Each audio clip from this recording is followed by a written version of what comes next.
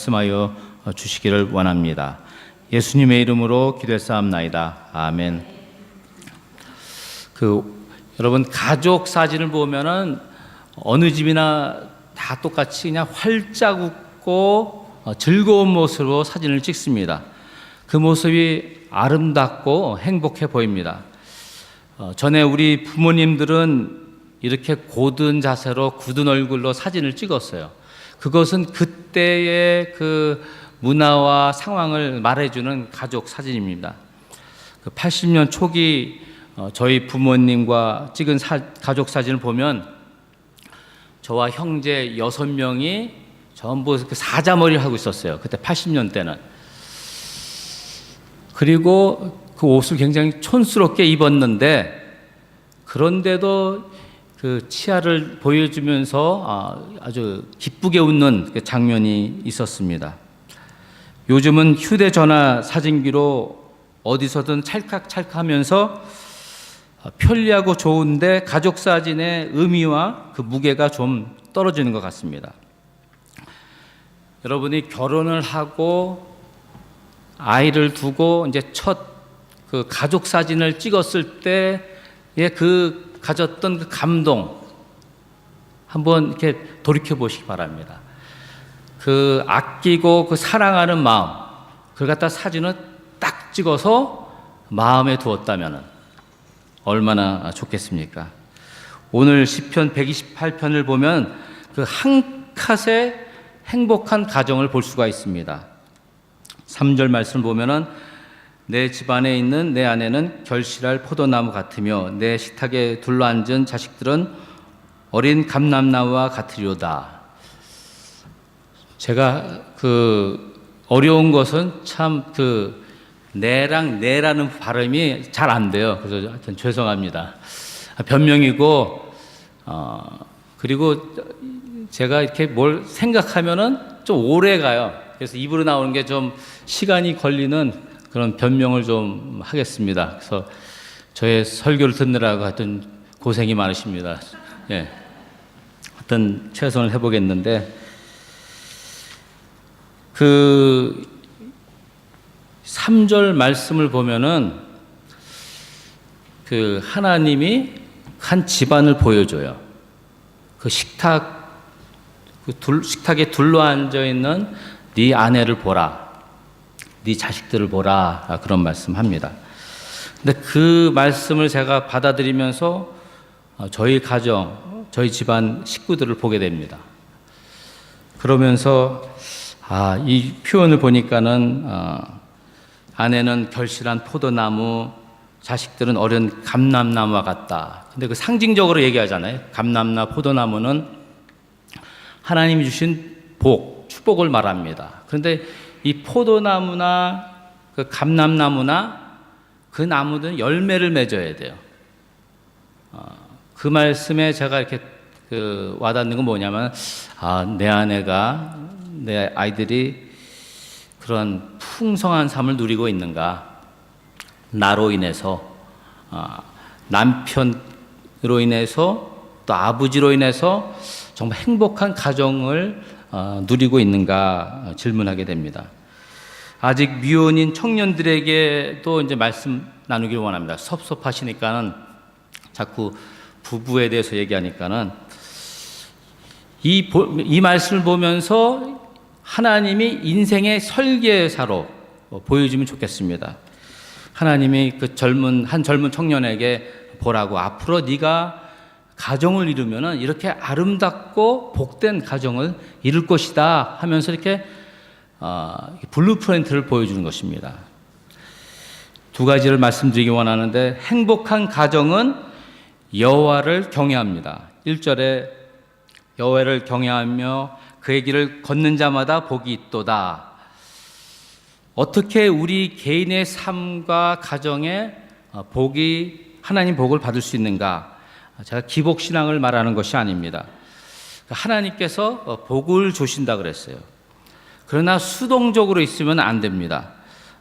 여기 두 가지 영적인 과정을 통해서 하나님이 복을 주신다고 이제 볼 수 있는데, 제가 이 과정이란 표현을 했는데 그냥 그거 그렇게 표현했지만 그냥 자연스러운 삶을 통해서 하나님께서 복을 주신다고 말씀드리기 원합니다. 좀 설명하기 위해서 제가 과정이라는 표현을 쓰는데, 하나는 여호와를 경외하며, 둘, 그의 길을 걷는 자마다 복이 있도다 그랬지 않습니까?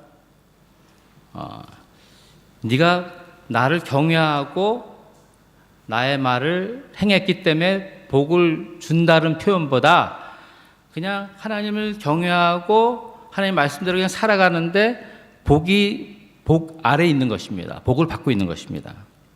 그 내용이죠. 근데 경외한다는 표현이 그 이성적으로는 이해가 되는데 감성적으로 마음에 확 와닿진 않습니다. 그러니까 잘 지어지지 않는 단어예요. 근데 히브리 원어를 보면은 경외한다. 근데 그 뜻은 사랑한다, 두려워한다, 또 사랑한다, 존중한다, 그런 의미를 가지고 있어요.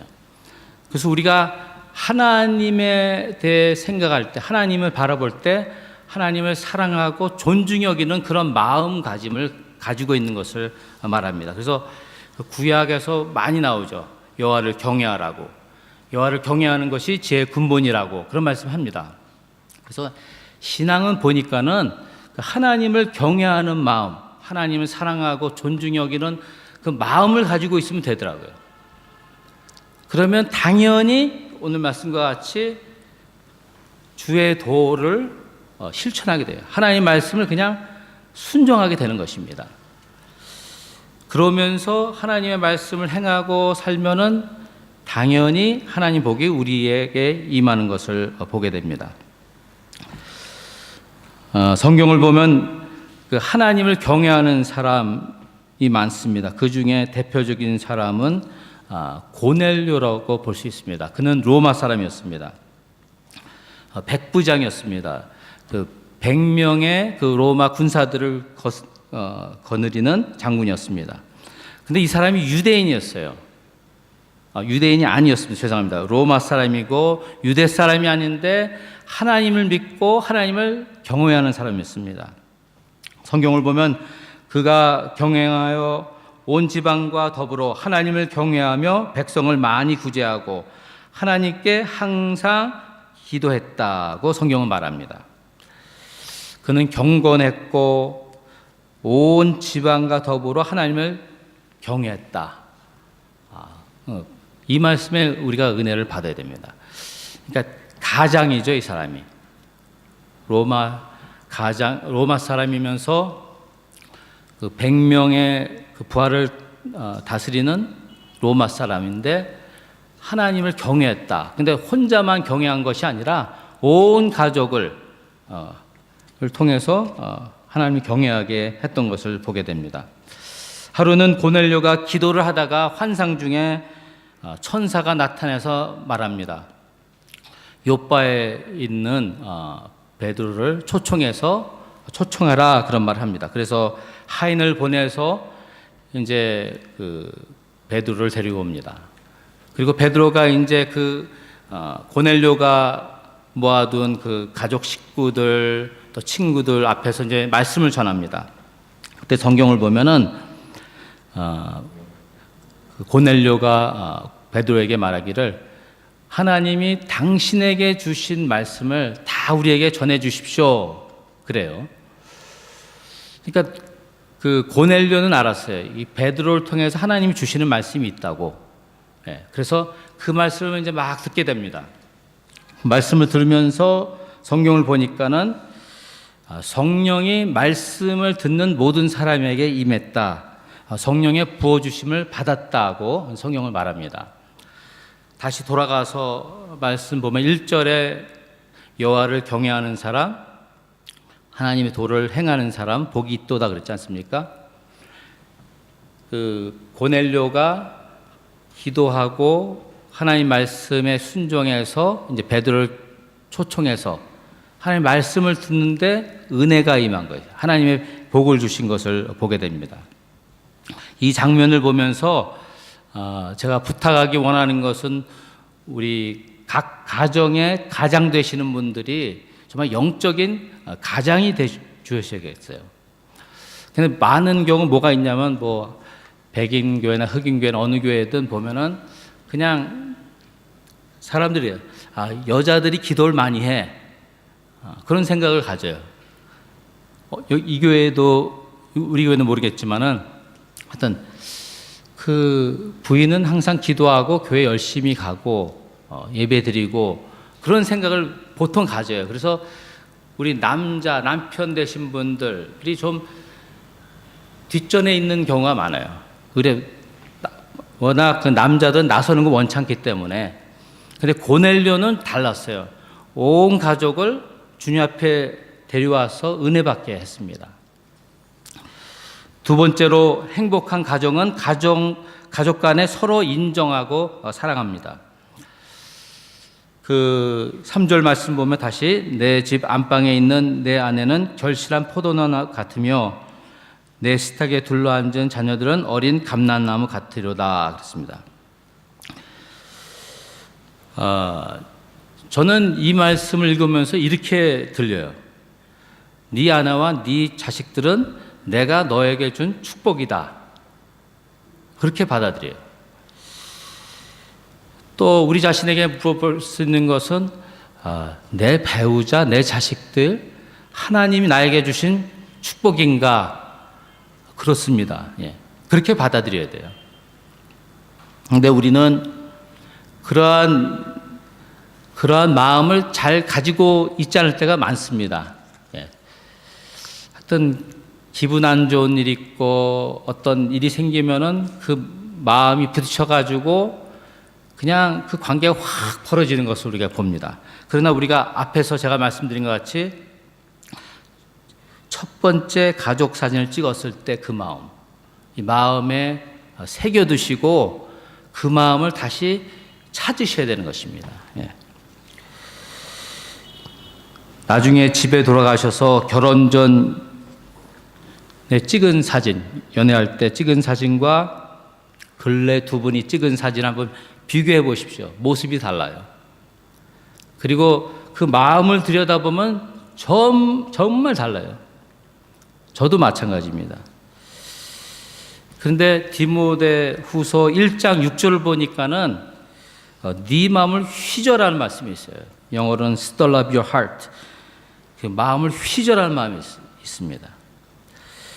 에베소 교회에서 목회하던 디모데에게 바울이 이제 편지를 보냅니다. 왜냐하면 디모데가 목회하면서 힘들고 어려우니까는 네가 안수받았을 때 그 마음을 다시 휘저어서 일으키라 그런 말을 합니다. 그것이 우리 개인의 삶과 그 부부간과 자녀 관계에서도 적용이 될 수가 있는 것입니다. 그러니까 스톨랍, 이거 좋은 예는 그거죠. 카레라이스를 만들어 보셨습니까? 카레라이스. 카레라이스를 만들려면은 그 재료를 넣고 이제 물 붓고 이제 카레를 만듭니다. 그러나 계속 지어줘야 돼요. 그렇지 않으면은 이게 달라붙습니다. 그냥 놔두면 더 딱딱해지고 타버립니다. 그와 같이 우리 마음이 가만두면은 그냥 말라버려요. 굳어버려요. 타버려요. 그런 다음에 나오는 말이 이제 험한 말이 나오고 다투고 그러다가 이혼하자 그런 말까지 나가면은 이제 큰일입니다. 근데 그러기 전에 하나님께서 우리에게 말씀하는 것은 stir up your heart. 네 마음을 좀 휘저라. 너의 의지로 휘저란 말이 아니라 내가 너를 안수할 때 주어진 하나님의 그 은사, 선물을 기억하라 그런 말이에요. 우리에게 적용해 보면 우리가 결혼할 때 얼마나 아름답게 멋있게 했어요. 그 두근두근거리면서 그 설레면서 그 마음. 그 디모데는 안수를 받았지만 우리는 결혼식을 치렀잖아요. 그때 가지고 있던 마음, 그거 갖다가 휘저어서 일으키라 그런 말을 하고 있는 것입니다. 늘 하나님의 말씀으로 휘저어서 마음을 부드럽게 하고 따뜻하게 하고 그래서 사랑스러운 말이 나오도록 해야 되는 것입니다.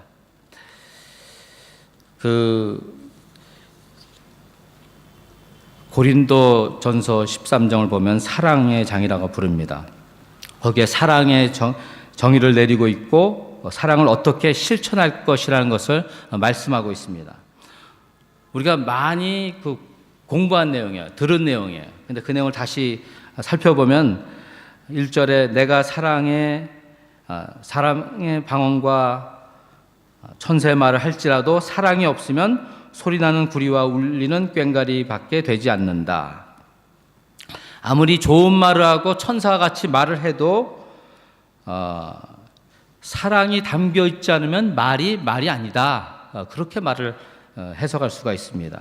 또 2절에는 예언하는 능력 있고 산을 옮길 만한 믿음이 있어도 사랑이 없으면 아무것도 아니고 무효라고 이제 설명할 수가 있습니다. 또 3절에선 구제를 하고 몸을 불사르며 희생하고 봉사해도 사랑이 없다면 아무런 유익이 없다. 그런 말을 해요. 그런 말을 들으시면서 우리는 어떻게 합니까? 그러니까 저는 될 수 있는 대로 마음은 잘 이렇게 나가진 않지만 다정당감하게 이제 말을 하려고 합니다. 어떻게든 사랑의 말을 하려고 노력은 합니다. 그러니까는 사랑하라 그러면은 예수께서 사랑하신 것 같이 사랑하라는 말씀하는 것이죠. 그러면 우리가 그 말은 잘 아는데 그것을 우리의 삶에 가지고 가서 실천하고 말하고 함에 있어서 좀 많은 과정을 가져요. 우리 마음은 안 그래요. 근데 말씀에서는 사랑해야지 그러는데 이 마음을 가지고 사랑한다는 표현이 안 됩니다. 그래서 우리가 기도를 하고 성령님의 도움으로 이제 사랑한다 말을 할 수가 있는 것입니다. 근데 7절 고린도전서 7장 13장 7절을 보면은 그 사랑에 대해서 이렇게 말해요. 이것이 사랑의 그 정인가라고 봅니다. 모든 것을 참으며 모든 것을 믿으며 모든 것을 바라며 모든 것을 겪느니라.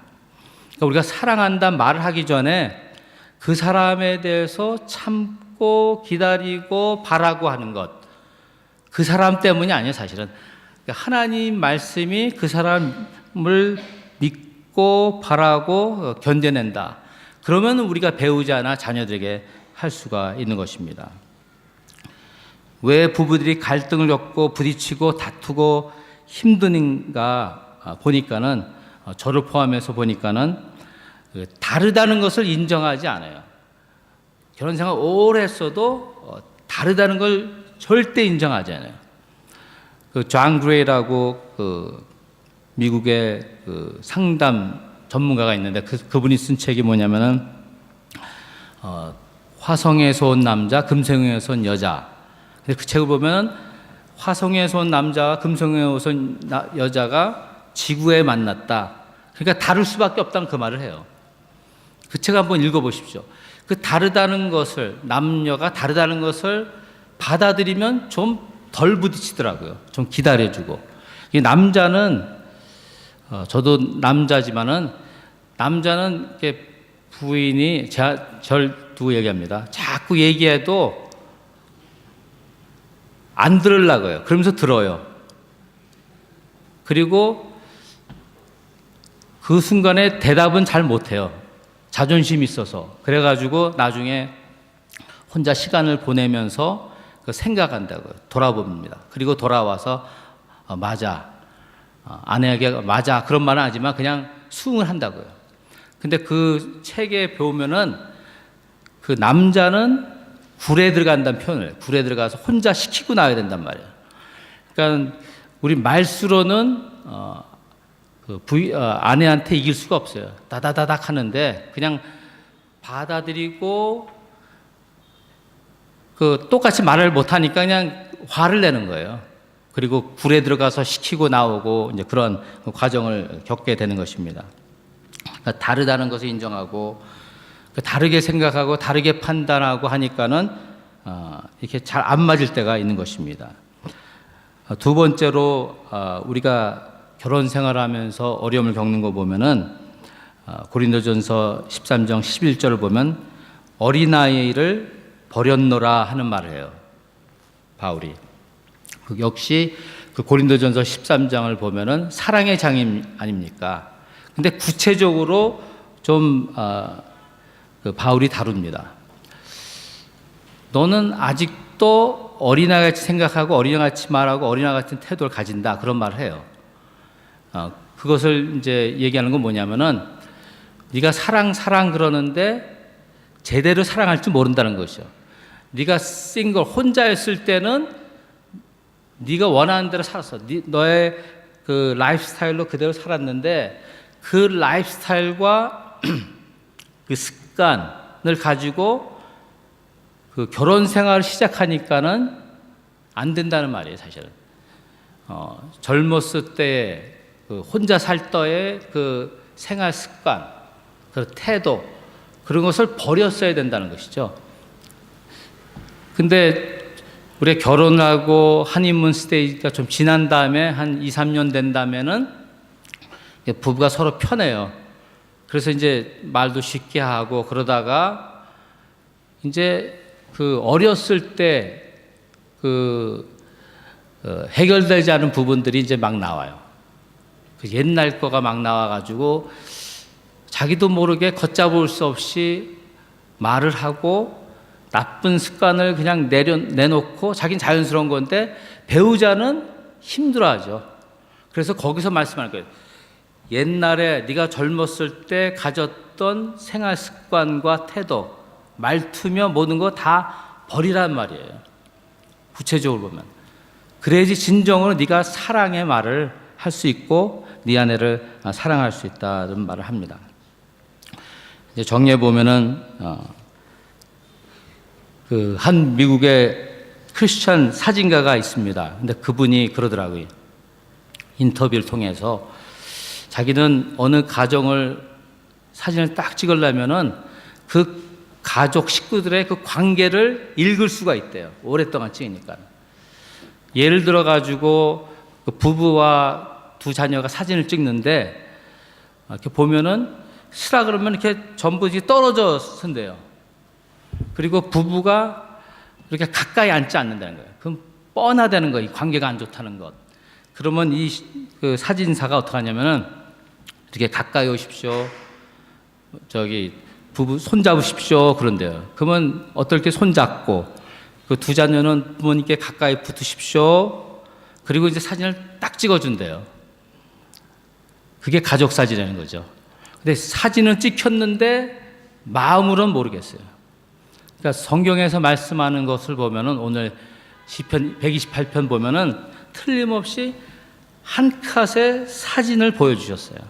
근데 그 사진을 보면은 그것을 들여다보면 우리 가정이 어떻게 해야 될지 어떤 부분이 부족한지를 말씀하고 있습니다. 그래서 하나님을 경외하고 하나님 말씀대로 행하고 하면 행복한 가정을 삶을 살 수 있다는 말씀을 하고 있는 것입니다. 이 말씀을 이제 마치면서 이제 시편 128편 그 말씀의 내용을 보면은 그 남편이 아버지가 이제 식탁을 이렇게 바라봅니다. 이게 그 아내가 있고 자녀가 있고 그 둘러싼 모습을 보게 됩니다. 이 장면을 가지고 한번 기도하기를 원합니다. 우리 눈 감고 기도하겠습니다.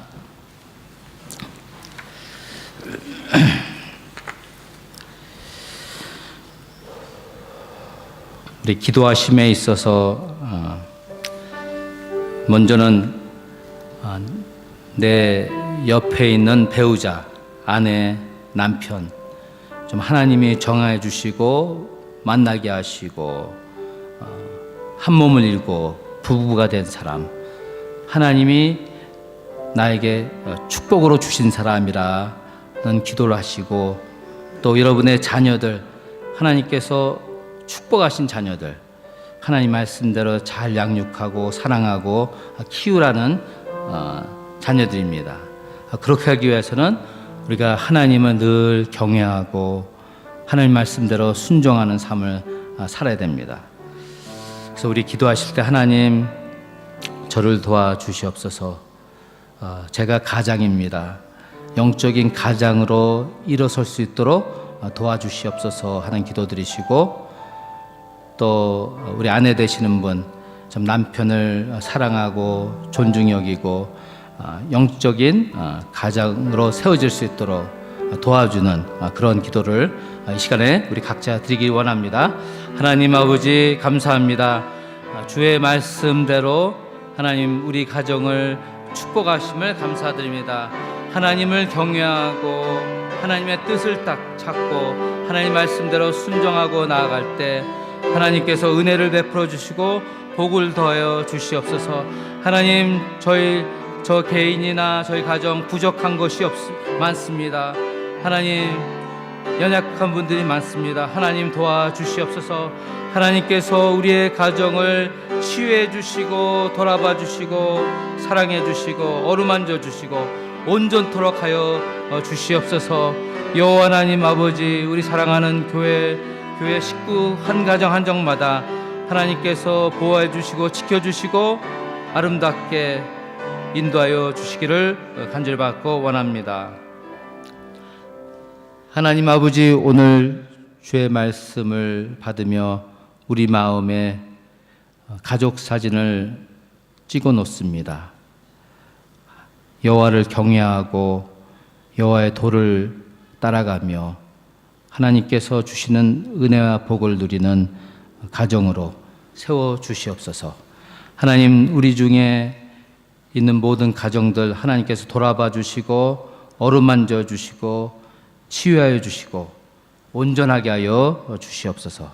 감사드리며 예수님의 이름으로 기도드렸사옵나이다. 아멘. 우리 일어나셔서